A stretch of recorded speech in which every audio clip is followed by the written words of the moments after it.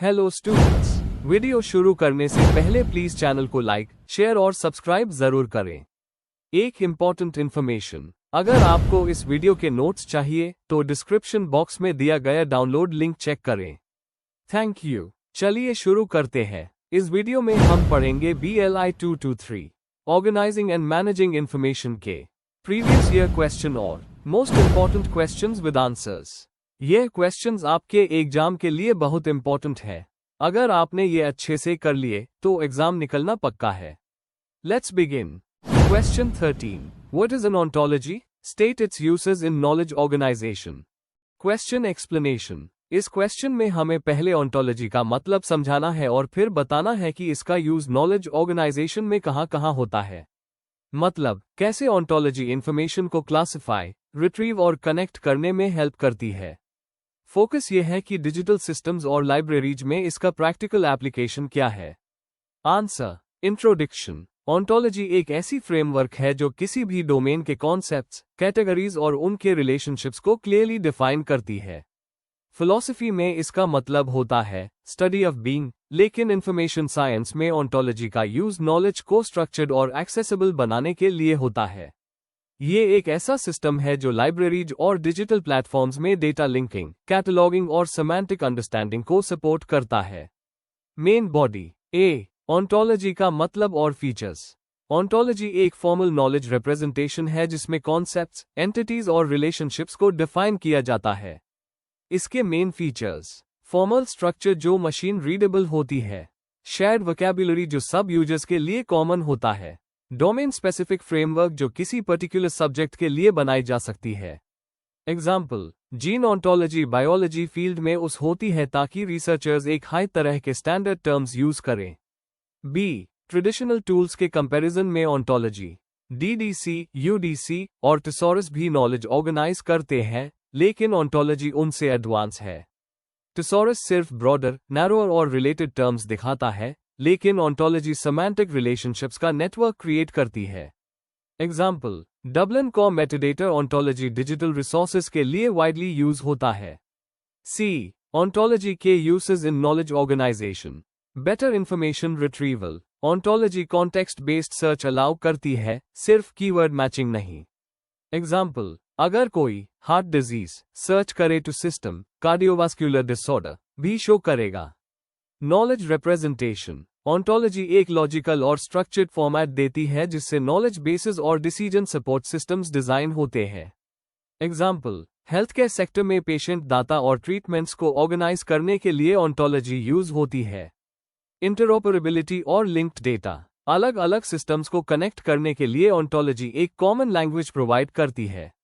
Example, digital libraries जब अलग software use करती है, ओंटोलॉजी हेल्प करती है उन्हें सीमलेसली इंटीग्रेट करने में।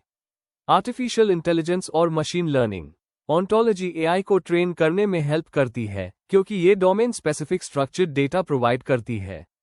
Example, NLP natural language processing में ओंटोलॉजी मशीन्स को वर्ड्स और उनके रिलेशनशिप समझाती है। डी। चैलेंजेस और future scope. Challenges. Ontology develop करना टाइम कंज्यूमिंग और एक्सपर्ट नॉलेज मांगता है। नॉलेज इवॉल्व होने की वजह से उसे अपडेट करना मुश्किल होता है। स्टैंडर्ड्स की कमी एडॉप्शन में प्रॉब्लम क्रिएट करती है। Future scope. Digital libraries, semantic web और AI में इसका रोल और स्ट्रांग होने वाला है। बिग डाटा और लिंक्ड डाटा के एरा में ओंटोलॉजी बैकबोन बनेगी। कंक्लूजन। ओंटोलॉजी एक मॉडर्न और पावरफुल टूल है जो नॉलेज को सेमांटिक लेवल पर ऑर्गेनाइज और कनेक्ट करती है। इसके यूजेस इंफॉर्मेशन रिट्रीवल, इंटरऑपरेबिलिटी और AI तक फैलते हैं। चैलेंजेस होने के बावजूद इसका फ्यूचर डिजिटल और नॉलेज बेस्ड सोसाइटी में बहुत ब्राइट है। If you need the notes of this video, there is a download link in the description box. Be sure to check it out. Thank you. Question 14. What do you understand by interoperability? State its need in the digital era. Question explanation. इस question में हमें interoperability का मतलब समझाकर उसके digital era में importance को explain करना है। मतलब पहले डिफाइन करना है कि इंटरऑपरेबिलिटी क्या होती है, फिर बताना है कि आज के डिजिटल समय में ये लाइब्रेरीज, डेटा शेयरिंग और इंफॉर्मेशन एक्सचेंज के लिए क्यों जरूरी है। आंसर। इंट्रोडक्शन। इंटरऑपरेबिलिटी एक बहुत ही इंपॉर्टेंट कॉन्सेप्ट है जो इंफॉर्मेशन साइंस, कंप्यूटिंग और लाइब्रेरी मैनेजमेंट में होता है। सिंपल शब्दों में इसका मतलब है अलग अलग सिस्टम्स, एप्लीकेशंस और ऑर्गेनाइजेशंस का एक दूसरे के साथ स्मूथली काम कर पाना, डेटा शेयर करना और इफेक्टिवली यूज करना। आज के डिजिटल एरा में जब रिसोर्सेज मल्टीपल फॉर्मेट्स और प्लेटफॉर्म्स पर अवेलेबल है, इंटरऑपरेबिलिटी उन्हें एक साथ जोड़ने का काम करती है। यह आंसर इंटरऑपरेबिलिटी के मतलब, उसके टाइप्स और डिजिटल एरा में उसकी नीड को एक्सप्लेन करेगा। Main body. 1. इंटरऑपरेबिलिटी का मतलब और डायमेंशंस। डेफिनेशन। इंटरऑपरेबिलिटी का मतलब है 2 या 2 से ज्यादा सिस्टम्स का एक दूसरे के साथ काम करना, डेटा एक्सचेंज करना और उस एक्सचेंज डेटा का सही यूज कर पाना।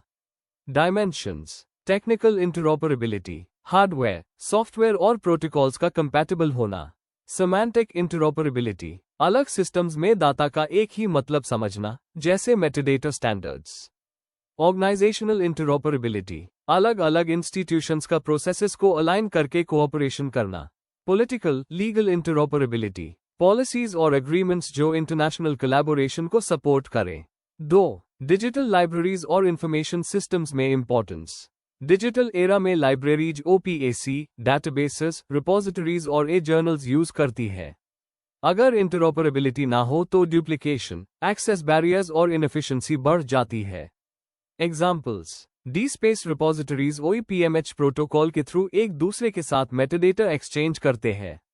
गूगल स्कॉलर अलग अलग रिपोजिटरीज को इंडेक्स करता है क्योंकि इंटरऑपरेबिलिटी पॉसिबल होती है।